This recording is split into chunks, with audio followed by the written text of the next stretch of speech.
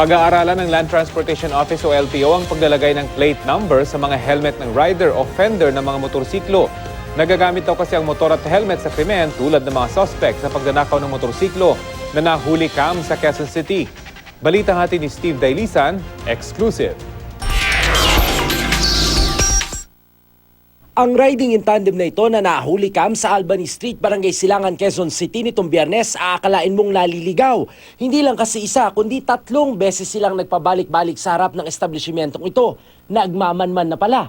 Ang motorsiklong may plakang 9464JW ang naispatan. Buwaba ang isa, inatras ang motorsiklo, sinakyan at pinaandar ng walang kahirap-hirap. Sumabay rin sila sa yung mga pumapasok dyan sa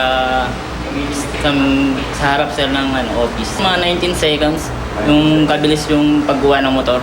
Kung tutusin, matao naman ang lugar na ito. Daanan din ng mga sasakyan, pero hindi ito ang unang beses na nagkaroon ng nakawan sa kaling ito.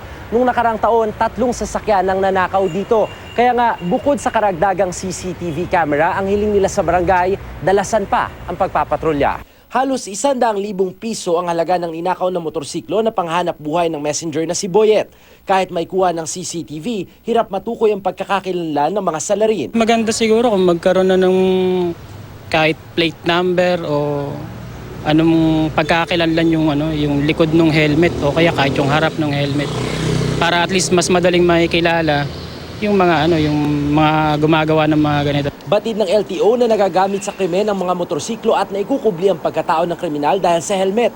Tignan po natin kung makakatulong din na yung the numbers or the plate numbers would be on the helmet or on the fenders. At least 2 inches, so malaki ho yun. Yung buong fender na yun, halos pupunuin po yun.